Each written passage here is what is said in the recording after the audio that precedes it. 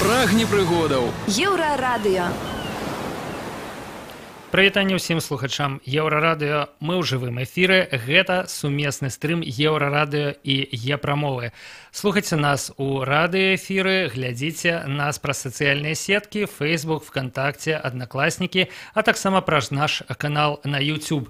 Наша цяперашняе ўключэнне прысвечанае дэкрэту аб лічбавай эканоміцы. 2 месяцы и 1 дзень таму, 28 сакавіка 2018 года, гэты дакумент набыў моц, і падаецца, што гэта якраз тое число, у якое пра яго усе забыліся. У нашай студыі Михаил Грачоў, фінансавы кансультант Телетрейд-Бел. Прывітанне, Михаил. Добрый день. Як вы лічыце, чаму рэзка вельмі дэкрэт, як гэта сказаць, прапаў, знік з радараў, да? То яго год абмяркоўвалі, ламалі дзіды, эксперты спрачаліся адзін з адным, там, не ведаю, адзін з бацькоў дэкрэта Віктор Пракапеня выкладаў у свой Facebook карцінкі пра тое, як нехта б'е у нейкай праграме сімулятары галоўнага крытыка дэкрэта Сергея Чалага, да, вось на такім узроўні адбыла дыскусія. Як толькі дэкрэт набыў моц, ён проста знік з публічнай прасторы. Чаму так? Ну, на самом деле это не совсем так. Вопрос в том, что как бы декрет вступил в силу, и понемногу он, скажем так, вот этот скелет, который был предложен в законодательном формате, ну, можно выразиться так, он начинает обрастать мясом. То есть к этому декрету сейчас готовятся, уже подготовлены и выпущены, уже вступили в действие какие-то дополнительные нормативные акты, которые регулируют отдельные положения декрета. Активность вокруг декрета совершенно не снизилась. Возможно, к декрету снизилось внимание в медийном пространстве, но реально, ну, насколько я знаю, в силу того, что мне приходится быть участником каких-то саммитов, конференций, встреч, посвященных именно реализации этого нормативного акта. И я могу совершенно ответственно сказать, что декрет работает, запущен, интерес к нему на самом деле не только не снижается, но и возрастает. Ну, на самом деле вопрос еще в том, что декрет касается такой узкотехнологичной сферы, как IT-технологии. Кроме этого, самим декретом достаточно четко очерчен вид деятельности, которые попадают под его юрисдикцию. Поэтому, ну, можно сказать, что круг заинтересованных лиц, он достаточно не широк. Вопрос, а что ж для простых, скажем так, обывателей, для наших соотечественников, то есть в чем его прелесть, ну, нужен ли он или не нужен? Дарэчы, гэта было одной из самых галоўных прэтэнзіяў да дэкрэта. Тое, што яго аўтары лабіююць інтарэсы конкретнага IT-сектора, IT-галіны, і тым самым могуць нашкодзіць усё астатняй эканомікі. То бок прывілеі для IT-сектора замест таго, каб нейкім чынам рэфармаваць усю эканоміку. Ну, конечно, это не так. На самом деле в любой отрасли, в любой экономике, в любой, и белорусская не является исключением, всегда есть какие-то доминирующие секторы, которые как локомотивы тянут за собой паровозики всего остального. Ну, самый банальный пример, допустим, Америка начала 20 века, когда автомобилестроение потянуло за собой все остальное. Это и развитие химической промышленности, строительных отраслей, то есть это и дороги для машин, это и производство химии для машин, то есть все для машин. И вот этот локомотивчик, он потянул за собой вот этот паровозик. Точно такие же, скажем так, локомотивчики можно найти и в других экономиках. И не исключено, что и для нашей экономики вот этот сектор, он может стать таким локомотивчиком. Но, безусловно, 2 месяца – это еще достаточно малый срок. Недаром говорят, цыплят по осени считают, а у нас-то еще и до осени, на самом деле, 3-4 месяца. Поэтому, но, повторюсь еще раз, на самом деле первые итоги, они есть. Ну, например, Ёсць, дарэчы, якія-небудзь лічбы, прыкметы, паводле якіх можно меркаваць, што всё ж таки например, працуе. такой яркий пример. В апреле месяце было анонсировано, что свидетельство резидента парка высоких технологий именно в рамках реализации вот этого декрета номер 8, значит, было выдано, если не изменяет память, порядка 57 субъектам хозяйствования. Это были иностранные компании, наши отечественные с иностранным капиталом, то есть достаточно широкий спектр желающих, скажем так, зарегистрироваться в ПВТ, и они получили такую возможность. При всем при том, что сама процедура регистрации в качестве резидента, она достаточно непростая. Я это тоже знаю не понаслышке, потому что принимал участие в консультациях по поводу вот решения этих вопросов совместно с адвокатским бюро, которое оказывает юридические услуги.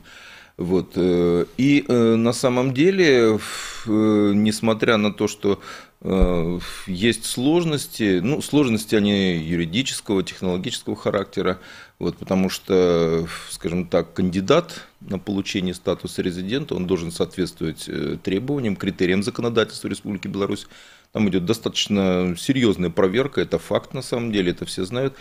И более того, желающих, скажем так, встать вот в эту очередь на получение статуса резидента, они не уменьшаются, а наоборот, интерес к этому растет. То бок, як мінімум, парку высоких тэхналогіяў гэты дэкрэт нейкі штуршок такі прыдаў. Конечно, конечно. Але вось ёсць і іншы бок у гэтага медаля. Некалькі дзён таму з'явіўся, ну, нават ужо амаль 2 тыдні з'явіўся такі скриншот, да, просто крик души, як кажуць. 44 дня прошло с момента вступления декрета номер 8 в силу, однако до сих пор нет никаких документов, которые способны регулировать деятельность криптобирж. Наша биржа полностью готова. Ждем регистрацию в ПВТ. Но есть ощущение, что чиновники пытаются саботировать работу декрета. Вось так айтишники просто негодуют. Да? Есть такой крик на самом деле. Но тут надо немножечко, знаете, вот так отделить котлеты от мух и наоборот. На самом деле ведь декрет был запущен и предусматривает развитие не только, скажем так, рынка криптовалют и все, что с ними связано. Это блокчейн, токены, ICO и все остальное прочее. Это вот достаточно, это очень узкое понимание самого декрета.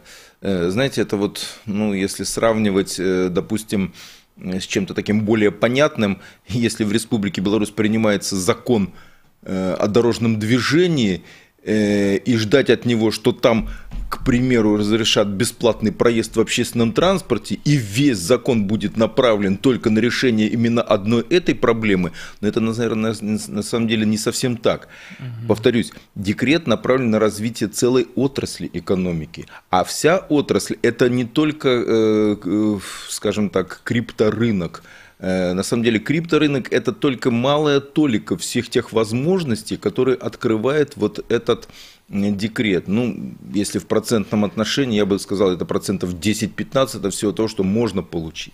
Але летась менавіта на гэтым, праз гэта было найбольш больш за ўсё шума, тому что биткоин біў рэкорды курса, так, і падавалася, што вось гэты рынок крыптавалют гэта тое, куды Беларусь мусіць паспець, да, і в прынцыпе так і казалі, да, калі мы зараз не паспеем гэта ў сябе адрэгуляваць, нашы суседзі падцянуцца, да, і перахопяць у нас вось, ну, гэтую ініцыятыву, гэтую галіну. Атрымліваецца, мы спяшаліся адрэагаваць, але 2 месяцы прайшло, і мы на тым жа самым месцы, прынамсі у галіне крыптавалюты. У чым тут прычына? Ну, понимаю, о чем идет речь. На самом деле, я скажу так, вообще весь этот интерес к крипторынку, и к биткоину как, скажем так, самой яркой звезде этого рынка, потому что, ну, на самом деле на этом рынке обращается достаточно большое количество монет. Ну, их на сегодняшний день известно, всех их известно более 1000, самых хитовых там где-то около сотни, которые котируются на основных финансовых площадках во всем мире. На самом деле ажиотаж вообще в этой теме, он совершенно сейчас спадает, это совершенно естественно. Мы на самом деле прогнозировали такое развитие событий еще где-то год или полтора назад, потому что интерес к этой теме был взрывной и был обусловлен только одним, ну, там совершенно другие глубинные процессы, в силу того, что во всем мире сейчас идет попытка осознать, что такое криптовалюты вообще. Идет очень такая жаркая дискуссия в мировом вообще экспертном сообществе. Но я могу высказать свое личное мнение. С моей точки зрения, в криптовалюты, в любом их проявлении, биткоины, эфиры, биткоины, кэши и все остальное же с ними, в моем представлении это всего-навсего финансовый инструмент. То есть точно такой же, как акции, как фондовые биржи, как свопы там и все прочее. То есть это производные от реальных денег, которые обращаются. И я полагаю, что в реальном обращении криптовалюты, ну, вряд ли они заменят в обозримом будущем натуральные деньги, привычные всем нам, ну, в силу ряда обстоятельств. Во-первых, в каждом государстве есть деньги, в конце концов, и деньги это не только деньги как таковые, это еще часть государственного, скажем так, суверенитета, государственной политики. И подменять одно на другое, то есть менять шило на мыло, ну вот знаете, Венесуэла в силу своего глубокого экономического кризиса по весне попыталась сделать это, они выпустили в обращение криптовалюта, да, Эль Петро, которую они назвали, которая якобы обеспечена баррелями венесуэльской нефти. Они привязали один Эль Петро к 64 баррелям, предложили, но не пошло дело на самом деле, потому что нет желающих, которые могли бы рискнуть или еще что-то. Это первое. Во-вторых, как бы не была хороша технология блокчейн на сегодняшний день и совершенно, но есть еще технологические проблемы в силу того, что по мере увеличения объемов возрастает скорость обработки транзакций. И я тяжело себе могу представить, как вот буквально на подходе к нашей студии сегодняшней я по дороге купил мороженое в магазине, достал пластиковую карточку и мгновенно провел платеж. То есть, если бы я это делал биткоином там, или какой-то долей биткоина, у меня бы платеж может занять там, от 15 минут до 30, то есть в масштабах более серьезных, ну это пока на самом деле. Можно было бы уже сойти довольно далеко. Да, от мороженого осталось бы лужиться. Вот. Возможно, я полагаю, что со временем как бы эта процедура будет усовершенствоваться, но пока на сегодняшний день вот так. Сябры, размова пра тое, чаму мы, я маю на ўвазе Рэспубліку Беларусь, так спяшаліся прыняць дэкрэт аб развіцці лічбавай эканомікі, але чаму зараз, ну так здаецца, прынамсі збоку, праца, размовы пра яго неяк сышлі ў цень. Мы працягнем праз некалькі хвілінаў, вас чакае выпуск навінаў, кароткая музычная паўза, заставайцеся на Еўрарадыё.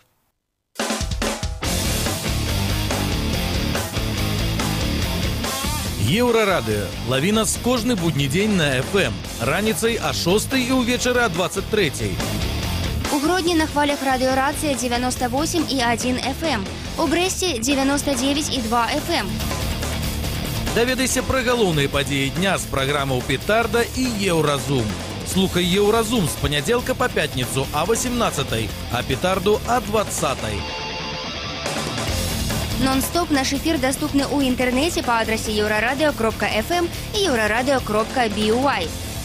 Слухай Еўрарадыё праз спадарожнік Астра 4А. Абяцаем альтэрнатыўную музыку, свежыя навіны ды эксклюзіўныя рэпартажы. Долучайся до нас у социальных сетках. Еўрарадыё. Час ведаць, што адбываецца.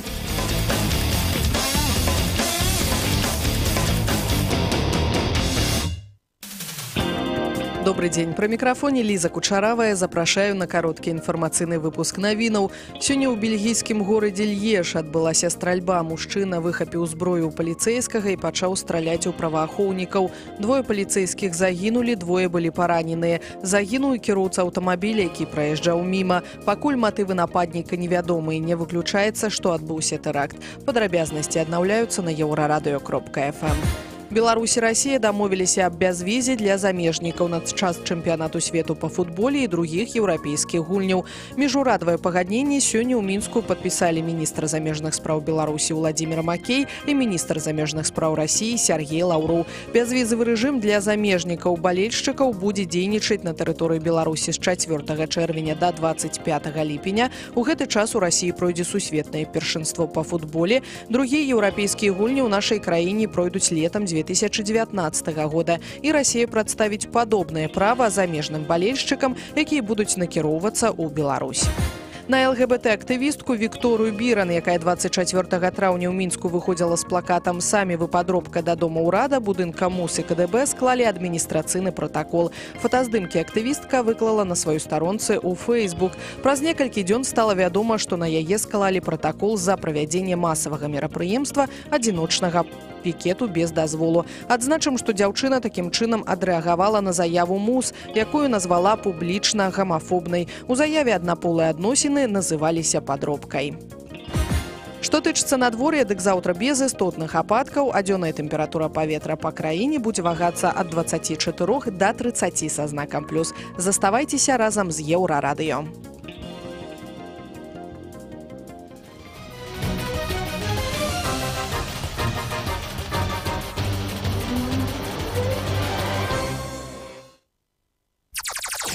Еўрапейскае радыё для Беларусі. Яшчэ раз прывітанне ўсім слухачам Еўрарадыё. Гэта наш сумесны стрым з Е-прамовай. Глядзіце нас праз сацыяльныя сеткі, YouTube, ВКонтакте, Facebook, Одноклассники. Слухайце нас у жывым эфіры. Гость нашай студыі Михаил Грачоў, фінансавы кансультант Телетрейд Бел. Прывітанне яшчэ раз, Михаил. Еще раз добрый день. Мы абмяркоўваем дэкрэт номер 8 аб развіцці лічбавай эканомікі, які набыў моц 2 месяцы таму, 28 сакавіка 2018 года. Абмяркоўвалі мы пра тое, што спяшаліся яго прыняць, але вось зараз праца па гэтым дэкрэце, калі яна ёсць, яна незаўважная. Як вы лічыце, ці не Нацбанк паўплываў вось на такое запавольванне, бо за некалькі дзён да таго, як дэкрэт набыў моц, была публікацыя вялікая у банкаўскім весніку, наколькі я памятаю, дзе намеснік старшыні Нацбанка Калечыц выклаў рэкамендацыі для камерцыйных банкаў, якія Нацбанк рэгулюе якасць у банкаўскую сферу. І гэтыя рэкамендацыі былі такія, калі не сказаць, песімістычныя, дык вельмі стрыманыя. Я б нават сказаў, азнаёміўшыся з імі, што Нацбанк так вось далікатна парэкамендаваў беларускім банкам трымацца як мага больш далёка ад таго ж рынка крыптавалютаў, які нам мусіў быццам бы адкрыць дэкрэт. Можа, гэта якраз пра Нацбанк, вось тыя айцішнікі кажуць, якія даўным-даўно хочуць крыптабіржу адкрыць, але, кажуць, чыноўнікі сабатуюць. Што наш Нацбанк думае? На самом деле, что думает Нацбанк, наверное, стоило бы спросить у самого Нацбанка. Или, по крайней мере, у их представителей. Я могу только предполагать. И на самом деле я вижу, что политика Нацбанка достаточно правильная, в том смысле, что они регулируют внутренний валютный рынок Республики Беларусь. И на самом деле все-таки в государстве должен быть тот орган, который что-то регулирует. Мы иногда, знаете, вот иногда отсутствие регуляции мы называем «вот распустились», а как наличие ее мы называем «вот зажали». На самом деле вот в последние несколько лет, несколько я бы обозначил такую, скажем так, линию конец 14-го, начало 15-го годов, когда в Национальном банке после смены руководства кардинальным образом поменялась и политика Национального банка. Собственно, она отражена в законодательных актах. Есть банковский кодекс, есть положение, устав Национального банка, и там совершенно четко есть внутренние документы, в которых совершенно четко определены цели, параметры денежно-кредитной политики, они утверждаются руководством государства. И я могу сказать, что Нацбанк, он выполняет именно ту функцию, которую он должен выполнять. То есть это регулятор. И на самом деле, если он предостерегает коммерческие банки от каких-то рискованных, скажем так, шагов, поступков, ну, это тоже входит в их обязанность, в их функцию, потому что ну, не так уж много у нас денег в Республике Беларусь, чтобы можно было ими швыряться направо-налево в поисках чего-то, какого-то призрачного счастья. Потому что на самом деле на сегодняшний день ну, вот, и курс криптовалют, криптобиржи, они очень непредсказуемые, очень волатильные. Ну, буквально, если в цифрах сказать, например, изменения на курсы валют на валютном рынке, на Форексе, основных валютных пар, которые такие достаточно стабильные и ликвидные, ну, у них, скажем так, ежедневные или еженедельные изменения происходят в пределах там долей процента, максимум единиц процента. Например, у нас на внутреннем, на белорусском рынке изменения за неделю, ну, к примеру, вот сегодняшний курс доллара по сравнению с неделей назад, он изменился на 1,5%, если точнее 1,55%. Курс евро изменился на 0,38%, курс российского рубля изменился на 0,86%. За тыдень. За неделю. Да, за последнюю неделю, ну, к примеру, вторник ко вторнику предыдущему. Вот. То на рынке криптовалют изменение курса, ну, скажем так, биткоина, самого такого эталонного на сегодняшний день, да, он в день, повторюсь, в день может составить там 7, 8, 10, 15%. То есть это совершенно нормально. И надо понимать, что для того, чтобы чувствовать себя спокойно при торговле вот на таких высоко волатильных инструментах, активах, ну, надо обладать очень высоким капиталом. Таким, который я далек от мысли, что кто-то из наших финансовых структур может позволить себе такое. На самом деле капитализация крипторынка, она относительно большая, но вот банальный пример с конца 2016 начала 2017 года к февралю марту 2018 текущего года курс биткоина там поднимался до 20 тысяч долларов за один биток. И после этого падение было настолько существенным. Значит, капитализация рынка биткоина, капитализация биткоина, она там доходила до 800-900 миллиардов. После этого капитализация упала до 300-400 миллиардов. Понимаете, о чем идет речь? То есть те, кто был на рынке, они потеряли половину своего, скажем так, капитала. Но это не в буквальном смысле слова, они не из кармана вывалились, просто оценка ценностей. Але я так разумею, што менавіта ад гэтага пірага і хацелі адкусіць распрацоўшчыкі дэкрэта, то бок паўдзельнічаць менавіта у гэтым рынку. Да нет, Павел, на самом деле я повторюсь то, о чем мы говорили в начале нашей встречи. Только частково. Да. Значит, криптовалюты и крипторынок – это только маленькая толика тех целей и регулирования этого рынка, которые ставит перед собой декрет. На самом деле, если внимательно и вдумчиво посмотреть на декрет, посмотреть все те, скажем так, виды деятельности, которые предполагает он, там можно заниматься гораздо более широким перечнем деятельности, повторюсь, помимо криптобирж, криптовалют и крипторынков.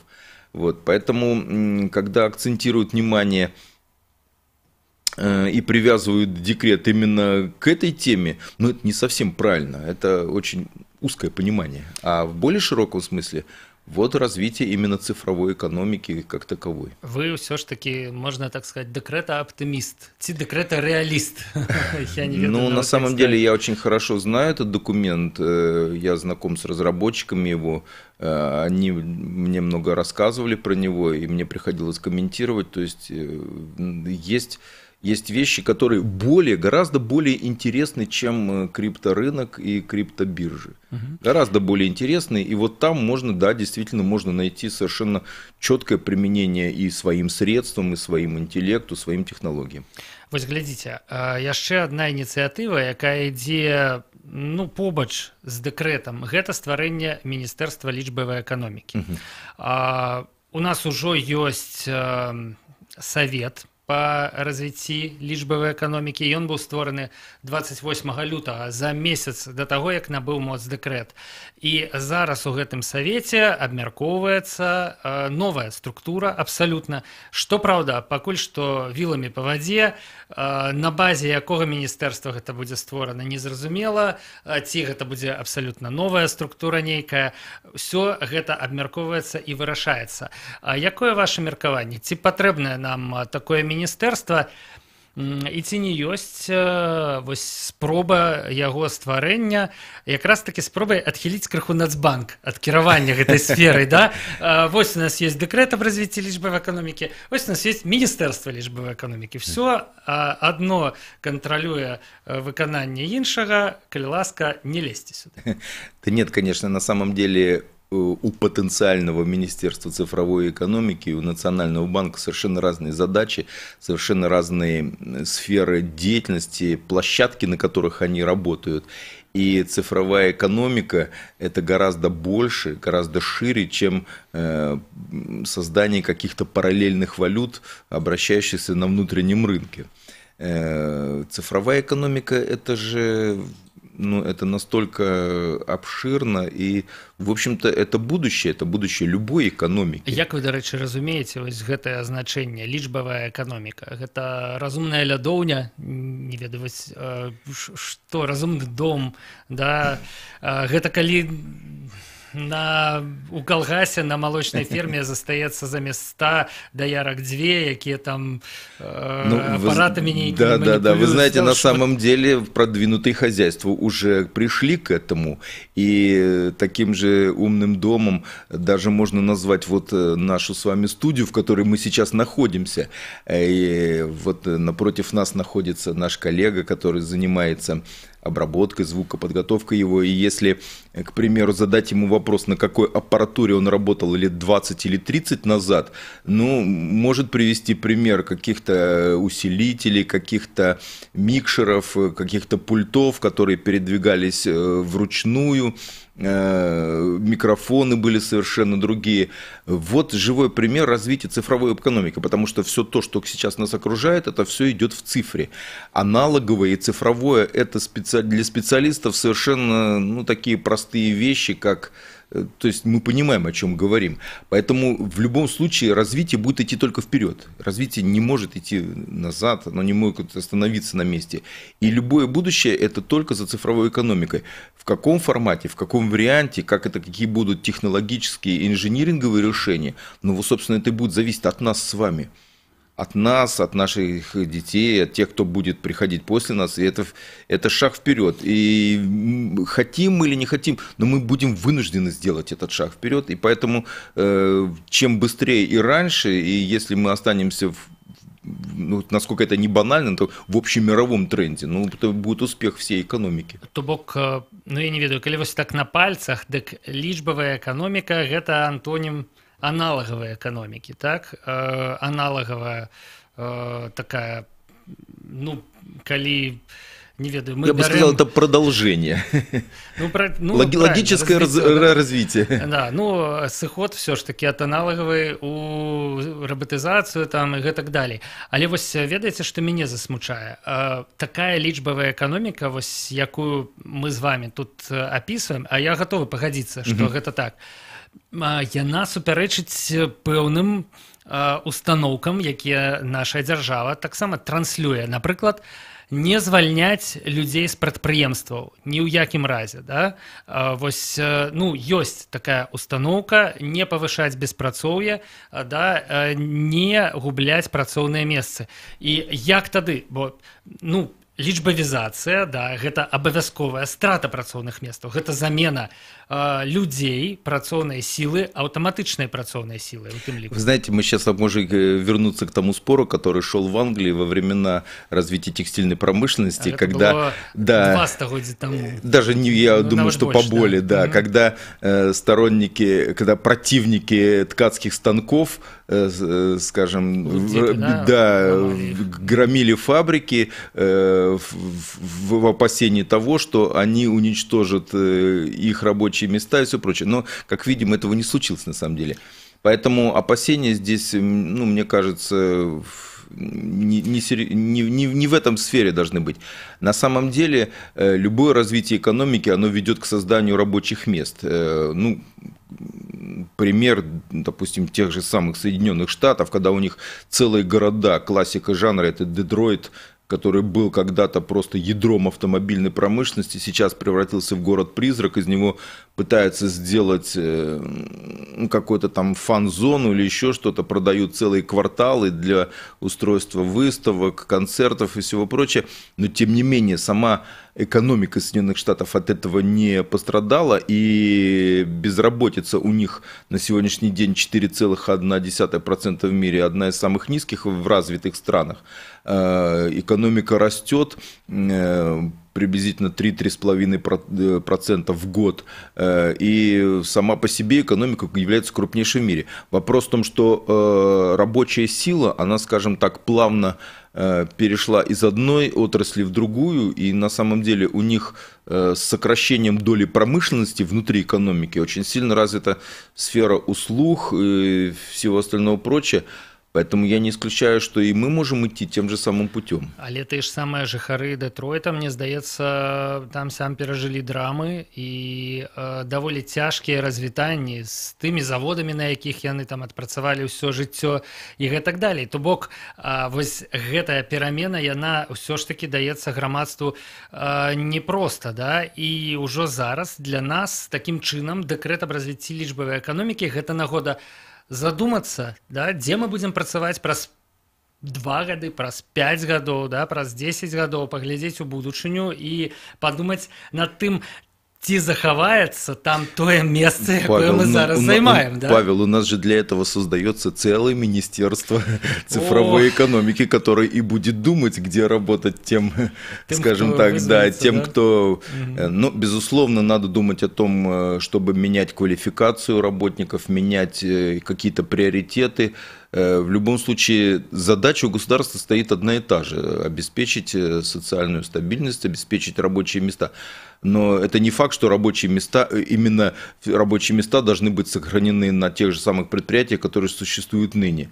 Даже если этих предприятий не будет через 10-15 лет, но на их месте будут совершенно другие, ну, наверное, ничего плохого-то в этом и нету. Главное, чтобы на их месте что-нибудь было.